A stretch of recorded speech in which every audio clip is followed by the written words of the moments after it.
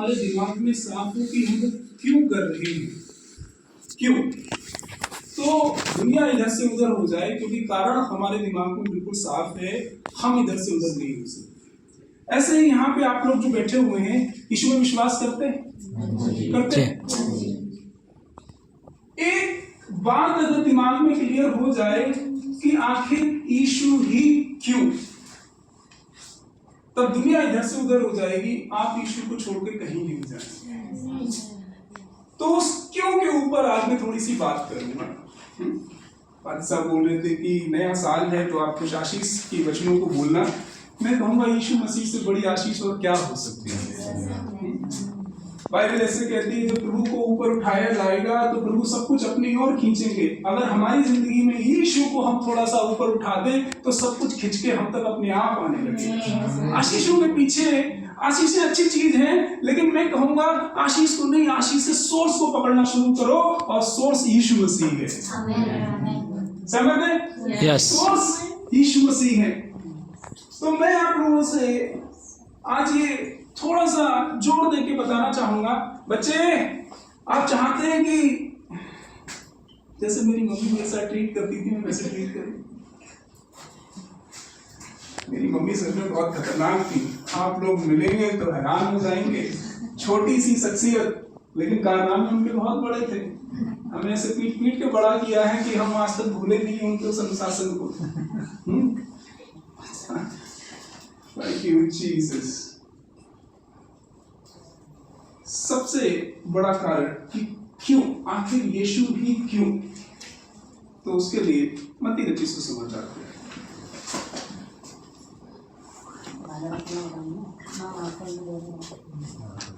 तो उसके 26 अध्याय में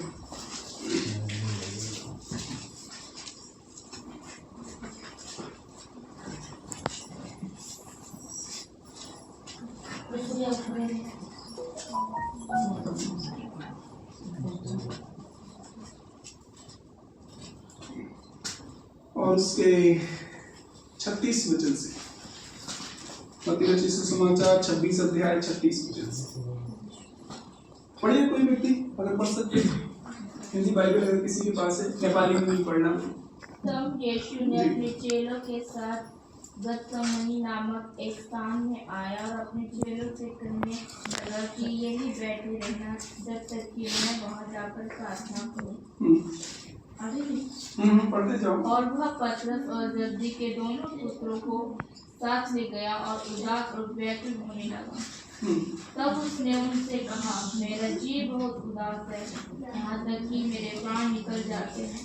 तुम यहीं ठहरो और मेरे साथ जागते रहो।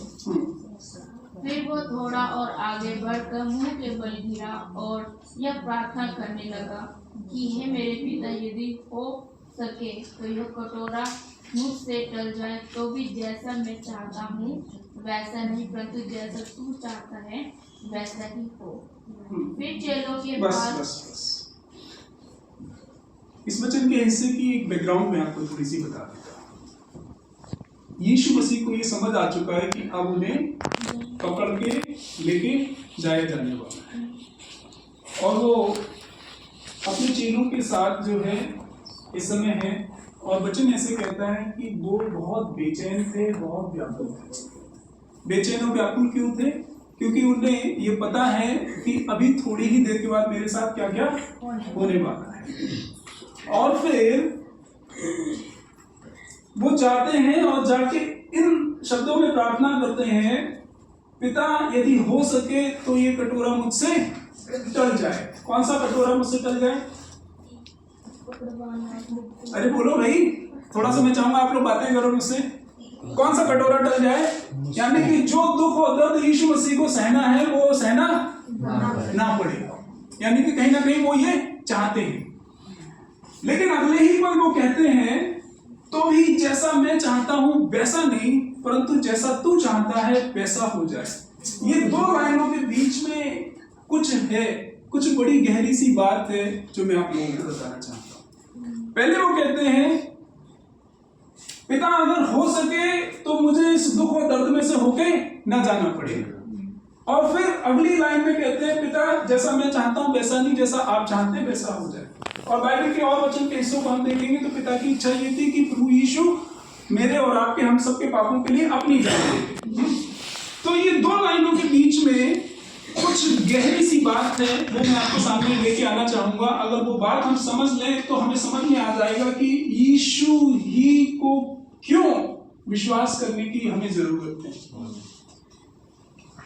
जब वो कहते हैं, पिता मुझे इस दुख और दर्द में से होके ना जाना पड़े, यानी कि ये कटोरा मुझसे टल जाए, उसके बाद मानो एक पल का ही समय है, लेकिन उस एक पल में मानो वो हम सब लोगों के चेहरों को देख लेते हैं और सोचते हैं कि अगर इस दुख और दर्द को मैं ना झेलूं तो ज्योति को अपने हिस्से का दर्द झेलना पड़ेगा, अंकल जी को अपने हिस्से का दर्द झेलना पड़ेगा, मुझे मेरे हिस्से का झेलना पड़ेगा, ये बहन को इसके हिस्से का झेलना पड़ेगा, ये भाई को इसके हिस्से का झेलना पड़ेगा। और जब वो हम सब के चेहरों को देखते हैं कि इन लोगों को इनके हिस्से का दर्द झेलना पड़ेगा, बाकी कीमत चुकानी पड़ जाएगी, अपना फैसला बदल देते हैं और कहते हैं, पिता मेरी इच्छा तो ये है कि मुझे इस दर्द को ना सहना पड़े, लेकिन अगर मैं ना सहूं तो इन सबको सहना पड़ेगा, तो फिर जो मैं चाहता हूं वो नहीं हो, जो आप चाहते हैं वो हो जाए। और पिता की इच्छा क्या है? पिता की इच्छा ये है कि हम सब के दर्द को कौन झेल ले? यीशु झेल ले। हम सब के दर्द को यीशु अपने ऊपर ले ले, ये पिता की इच्छा है। आप उन दो लाइनों के बीच की गहराई को देखिए। यीशु की इच्छा है कि मुझे ये दुख और दर्द ना झेलना पड़े, लेकिन उसके तुरंत बाद वो हम सब के चेहरों को देखते हैं और कहते हैं कि अगर मैंने ये नहीं झेला तो इन सबको झेलना पड़ेगा। और उसके बाद कहते हैं, पिता जो मैं चाहता हूँ वो नहीं, जो आप चाहते हैं वो हो जाए। तो कितना गहरा प्यार उन्होंने हमसे किया है कि जो चीज वो नहीं चाहते थे उसको भी हमारे लिए गले लगा दिया। आप समझ पा रहे? कितनी गहराई से उन्होंने हमसे किया। अभी प्यार के ऊपर मैं आप लोगों से कुछ बात को शेयर करूंगा, मजा आएगा उसमें। आप एक कोई भी दूसरा ऐसा नाम लेकर आइए। दुनिया में बहुत से लोग हुए जिन्होंने मानवता की भलाई के लिए बहुत कुछ किया, लेकिन एक नाम आपको ऐसा नहीं मिलेगा जिसने मेरे और आपके पापों की कीमत को चुकाया। मेरे और आपके पापों की कीमत को चुकाने के लिए सिर्फ एक ही नाम है और वो यीशु नाम है, उसके अलावा और कोई नहीं। ये बात अगर हमारे दिमाग में क्लियर हो जाए तो दुनिया इधर से उधर हो सकती है, लेकिन हम एक ही जगह पे स्थिर खड़े रहेंगे, क्योंकि हमें पता है मेरे पापों की कीमत सिर्फ एक शख्स ने चुकाई है, उसका नाम यीशु मसीह। लोग कई बार जब प्रभु की बात करते थे कि मैंने अपने जीवन की गवाही आपको बताई, माना कि यीशु ने जब मुझे चंगाई दी है उसके बाद मैंने यीशु के पीछे चलना शुरू किया, वो शुरुआत थी। लेकिन आज मैं सिर्फ यीशु के पीछे इसलिए नहीं चलता कि यीशु चंगा करता है, बल्कि मैं यीशु के पीछे इसलिए चलता हूं क्योंकि उसने मेरे गुनाहों के लिए अपनी जान दे दी है। वो चंगाई तो एक शुरुआत थी। लोग बहुत बार सिर्फ चंगाई तक, छुटकारे तक, आशीषों तक और बच्चों की पढ़ाई, बच्चों की शादी, इन्हीं बातों तक सीमित रह जाते हैं। मैं कहूंगा इन सबको तो मानो प्रभु ने हमारे नाम में लिख दिया है, इन चीजों को नहीं। इन चीजों को देने वाले को हमें पकड़ लेना है। जब देने वाले को हम पकड़ लेंगे तो इन चीजों का मानो हमारे साथ आना बहुत ही स्वाभाविक सी बात हो जाएगी। आप सोच के देखिए, जितने भी माता पिता हैं यहाँ पे वो थोड़ा सा समझ पाएंगे। अगर आपका बच्चा आपके पास केवल तब आता है जब उससे आपसे कुछ चाहिए, बाकी आप जी रहे हैं, मर रहे हैं, उसे कोई मतलब नहीं है, आपको कैसा लगे?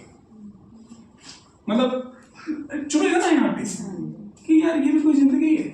हाँ, आप में से कुछ मैरिड लोग भी हैं, आपके हस्बैंड या आपकी वाइफ आपके पास केवल तब आए जब उन्हें आपसे कुछ चाहिए, उसके अलावा आप मर रहे हैं, जी रहे हैं, उन्हें कोई मतलब नहीं है, क्या लगेगा? रिलेशन यानी कि रिश्ते वो नहीं होते जहां पे हमें कुछ चाहिए तभी हम जाते हैं।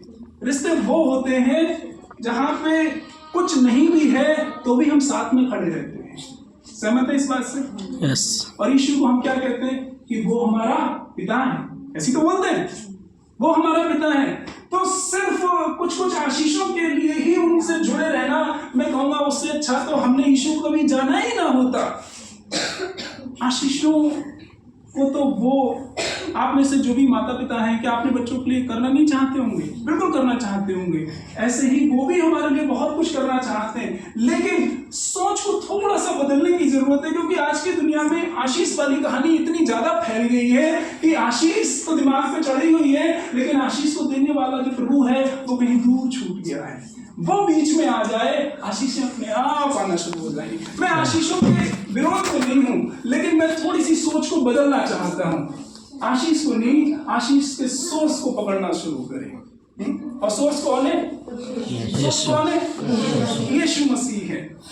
तो पहला कारण कि यीशु ही क्यों? क्योंकि यीशु ने हमसे बहुत गहराई से प्यार किया है और उस प्यार के कारण उसने अपनी जान दे दी है। यीशु के अलावा और कोई दूसरा नाम आपको नहीं मिलने वाला जिसने हमसे प्यार करते हुए हमारे लिए अपनी जान दे दी। दूसरा एक कारण मैं और आपके सामने लेके आना चाहता हूँ, प्रेरितों की किताब 4 अध्याय का वचन 6।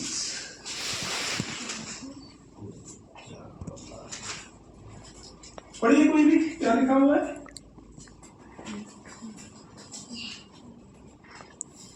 पेज नंबर है 169। और किसी दूसरे के द्वारा उद्धार नहीं, क्योंकि स्वर्ग के नीचे मनुष्य में और कोई दूसरा नाम नहीं दिया गया जिसके द्वारा हम उद्धार पा सकें। हाँ, ये बहुत महत्वपूर्ण है। मैं चाहूंगा आपके से कुछ लोग इसको अंडरलाइन कर लीजिए। अगर कोई देख रहे हैं तो आप एक स्क्रीनशॉट लेके रख लीजिए।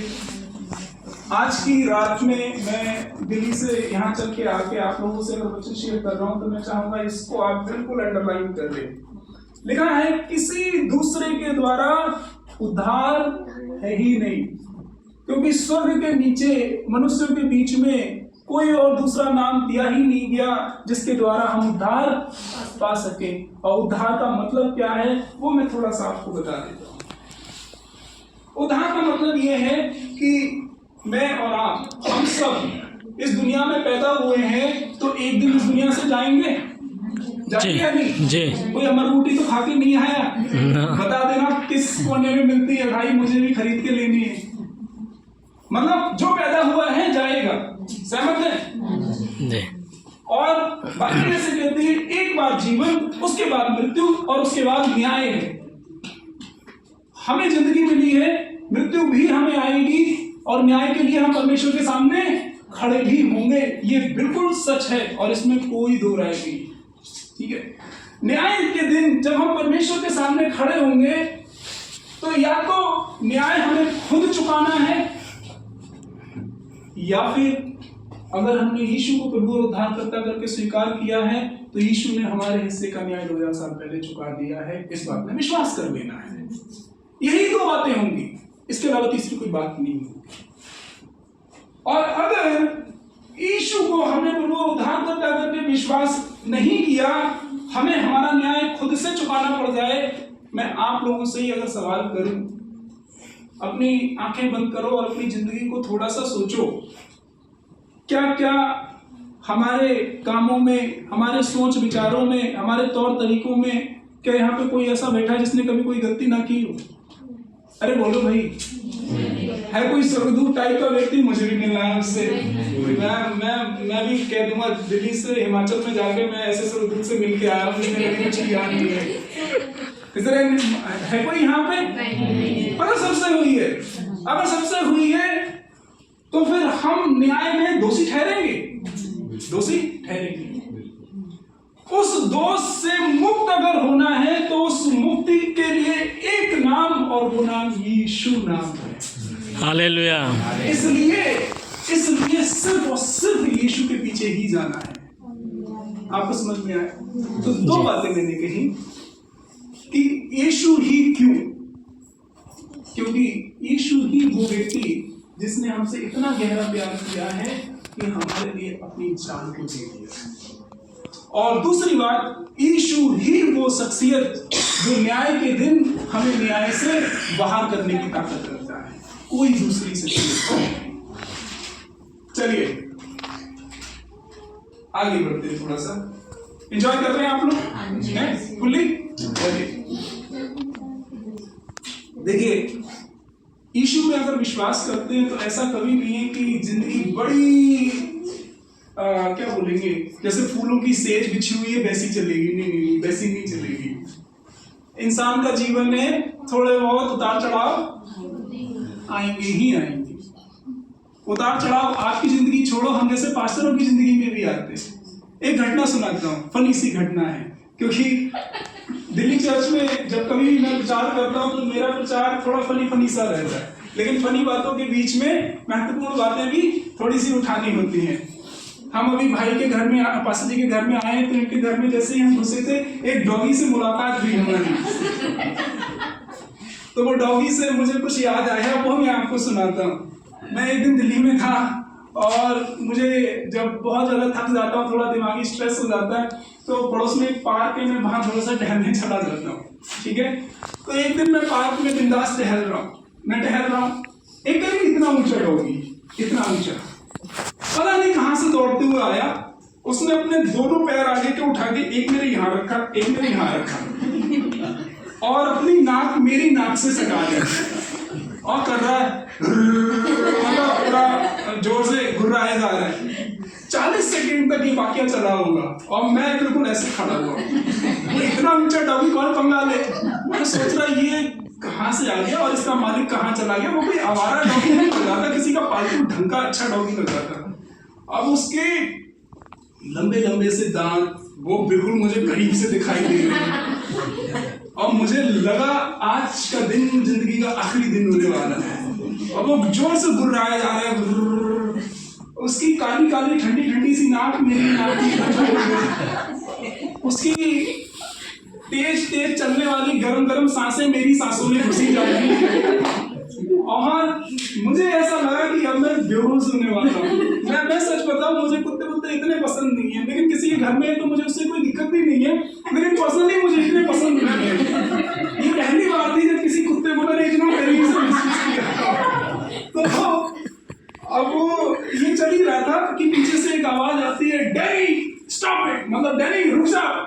तो उस कुत्ते का नाम डैनी था। तो वो डैनी जो गुर्राए जा रहा था अभी तक, अब उसने हंसना शुरू कर दिया। उसकी जीभ मेरे मुंह पे, उसकी जीभ से निकलने वाली लार मेरे मुंह पे, करीब 250 ग्राम लार मेरे मुंह पे।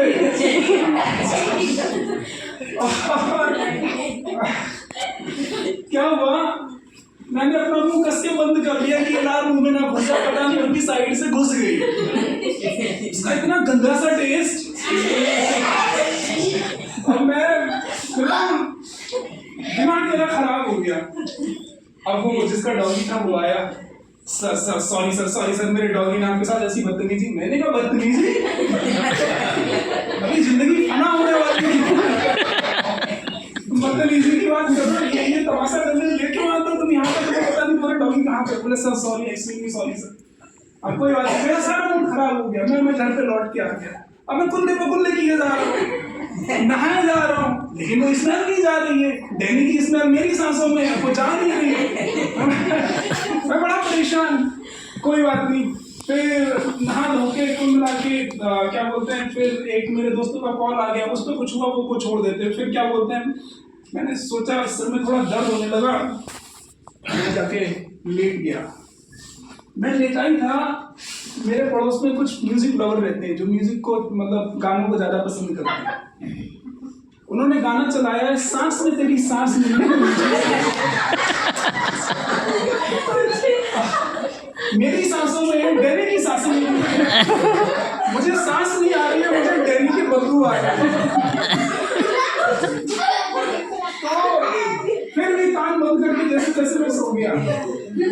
उसके बाद फिर आधे घंटे के बाद मैं उठा, होगा सर में दर्द हो रहा है। मैंने सोचा चलो कुछ खा लेता हूँ, बड़ा सर में दर्द सा हो रहा है।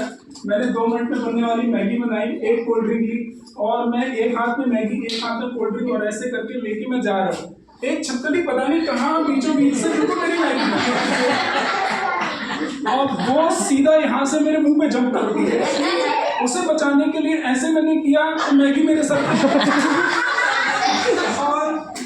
और कोल्ड ड्रिंक का ग्लास ऐसे था तो ये हाथ भी ऐसे हो गया, कोल्ड ड्रिंक मेरे मुंह पे। और मैं ऐसे करके खड़ा हूँ, मेरे सर से मैगी टपक रही है, मेरी नाक से कोल्ड ड्रिंक छूट रही है। सोचो, अभी तो सुनाने में भी मुझे थोड़ा सा फनी एहसास हो रहा है, आपको सुन के भी फनी एहसास हो रहा होगा, लेकिन जिस दिन मेरे साथ ये हुआ वो दिन लगा पनौती दिन है। क्या मतलब क्या है ये? ठीक है, तो जिंदगी अबूते पे आते, ये तो फनी बात हो गई, लेकिन इससे मैं कहना क्या चाहता हूँ, जिंदगी कभी भी ऐसे करके नहीं चलती है, जिंदगी ऐसे ऐसे चलती है। ऐसे ऐसे का मतलब कभी आपको बहुत अच्छा समय दिखेगा, कभी आपको बहुत खराब समय भी देखने को मिलेगा। लेकिन एक पते की बात मैं आपको कहना चाहूंगा, चाहे अच्छा समय हो चाहे खराब समय हो, यीशु एक ऐसी शख्सियत है जो हर समय में हमारे साथ खड़ा रहने वाला है। हालेलुया। विश्वास योग्यता अगर किसी से शुरू होती है तो उसका नाम यीशु मसीह है। Yes amen. अब मैं आज के मैसेज की बहुत महत्वपूर्ण बात आपसे शेयर करने जा रहा हूँ। अक्सर वचन से ये बताया जाता है कि हमें प्रभु में विश्वास करना। बोला जाता है? अरे बोलो भाई, हाँ जी। बोला जाता है या नहीं?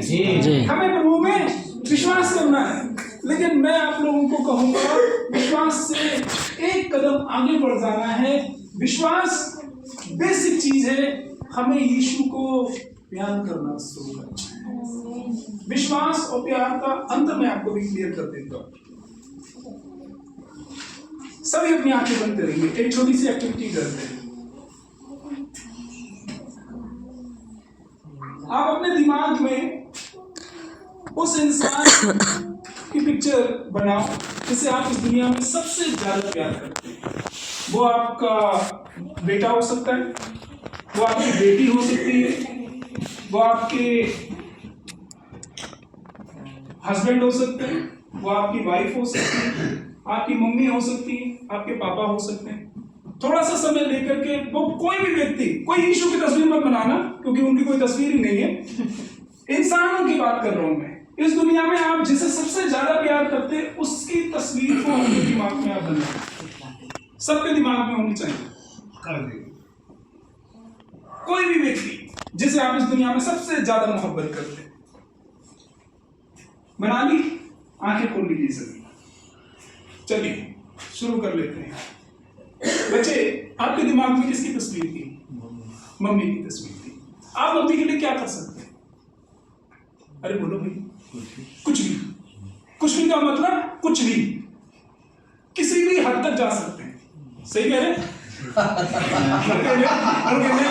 कंफ्यूज हो गया, नाम सर हटा दिया। चलिए किसी दूसरे पे आते हैं।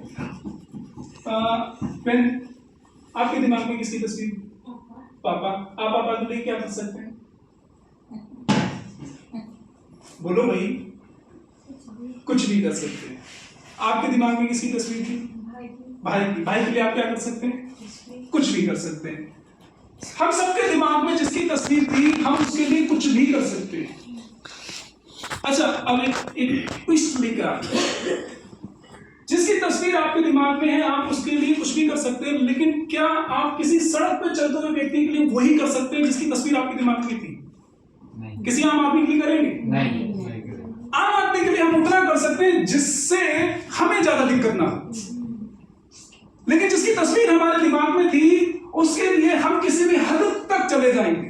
कारण क्योंकि जिसकी तस्वीर दिमाग में थी उससे हमें प्यार हमें वो ताकत दे देता है। देखिए, यीशु ने हमसे प्यार किया, इसीलिए उस प्यार ने इतनी ताकत दे दी कि उन्होंने अपने लहू की एक बूंद को हमारे लिए बहा दिया। हम जब यीशु को केवल विश्वास करते हैं तो विश्वास बहुत जल्दी दम तोड़ देता है। जिंदगी में छोटी छोटी परेशानियां आती हैं तो विश्वास दम तोड़ देता है, लेकिन प्यार एक ऐसी चीज है कि अगर हमें यीशु से मोहब्बत हो जाए तो जैसे यीशु ने हमारे लिए सारी हदें पार कर दी है, हम भी यीशु के लिए किसी भी हद तक जाने के लिए तैयार हो जाएंगे। कारण क्योंकि जिसकी तस्वीर आपके दिमाग में है उसकी तबीयत खराब हो जाए तो आप ये नहीं देखेंगे कि अभी दिन है या रात है। आप ये नहीं देखेंगे कि मेरी जिंदगी की जितनी जमा पूंजी है वो इसके ऊपर लग जाएगी। मेरी तबीयत खराब थी, मेरे पापा ने 440 गज की प्रॉपर्टी को ऐसे ही सेल कर दिया क्योंकि मेरे पापा को मुझसे प्यार था, लेकिन मेरे पापा शायद किसी राह चलते के लिए 440 रुपए भी नहीं देंगे। समझ में आ रहा है? समझ में आ रहा है? तो सिर्फ विश्वास नहीं, विश्वास बहुत जल्दी दम तोड़ देता है। बाइबल में इससे सहमत है। आप पहली बच्चे इधर सो, इधर चल रहा, ठीक है। बाइबल की पहली आज्ञा भी यही कहती है कि तू प्रभु को अपने सारे मन से, सारी शक्ति से, हाँ, क्या कर, विश्वास कर, प्रेम कर। क्योंकि विश्वास बहुत ही बेसिक सी एक चीज है, वो शुरुआत है, लेकिन प्यार एक ऐसी बात है जो आपको लंबा लेके जाएगी। आज मैं आप लोगों को इस समय में यही कहना चाहूंगा कि यीशु को प्यार करना आप शुरू करें। आप जब यीशु को प्यार करना शुरू करेंगे, आप देखेंगे आपके आत्मिक जीवन में यीशु मसीह के साथ जो रिश्ता है उसमें एक अलग सा बदलाव आपको देखने को मिलेगा। क्योंकि जब हमें किसी से प्यार हो जाता है तब हम क्या बोलेंगे, फायदा और नुकसान और छोटी मोटी बातें नहीं देखते। हम बस उस शख्स को देखते कि सामने कौन है, सामने वो है जिससे मुझे मोहब्बत है। और जब वो सामने होता है, दुनिया की हर चीज उसके सामने हमें फीकी लगती है, कमजोर सी लगती है। इसीलिए यीशु को अगर हम प्यार करने लगे, आप यकीन मानेंगे कि आप यीशु को अपनी जिंदगी में इतना सामर्थ्य पाएंगे जो शायद आपने अभी तक नहीं देखा होगा। कारण क्योंकि प्यार आपको यीशु के और करीब ले जाना शुरू करेगा। अंगद जी, आपके बारे में हमने देखा कि आपको किडनी की समस्या है और बहुत समय से आप स्ट्रगल कर रहे हैं। मैं आपको कहना चाहूंगा, यीशु में विश्वास नहीं बल्कि यीशु को प्यार करना शुरू करें। ये कहना शुरू करें कि प्रभु, मैं अब तक शायद आपको वैसे नहीं जानता था जैसे मुझे जानना चाहिए था, लेकिन आप ऐसे हैं जिन्होंने मेरे लिए अपने लहू की एक बूंद को बहा दिया। मुझे सहायता करें कि मैं भी आपको प्यार कर पाऊं, क्योंकि यीशु ने पहले हमसे मोहब्बत की है। जरूरी है कि हम भी उनसे मोहब्बत करने वाले व्यक्ति हो जाएं। हम जब उनके लिए मोहब्बत करने वाले व्यक्ति हो जाएंगे, आपका जो ये दिल है यीशु के लिए जब धड़कने लगेगा, आप देखेंगे यीशु की सामर्थ आपके शरीर से भी बहने लगेगी। और वो सिर्फ आप तक सीमित नहीं रह जाएगी, वो आपके द्वारा औरों तक भी फैलने लगेगी। बीमारियां, कमजोरियां और आपकी जिंदगी की जो भी लाचारियां हैं, आप देखेंगे कि वो हटने लगेंगी। क्योंकि यीशु से जब मोहब्बत होती है, उसमें जो सामर्थ हम हमारे जीवन में महसूस करते हैं, वो एक अलग तरीके की ही सामर्थ है जिसे मैं शब्दों में बयान नहीं कर सकता। जब आप करेंगे, आप खुद महसूस करेंगे। आमीन। तो मैंने जो कहा है उसको बस एक छोटी सी समरी बना के फिर हम लोग प्रार्थना की तरफ जाएंगे। मैंने अपनी गवाही से शुरू किया और फिर एक सवाल आप लोगों के सामने रखा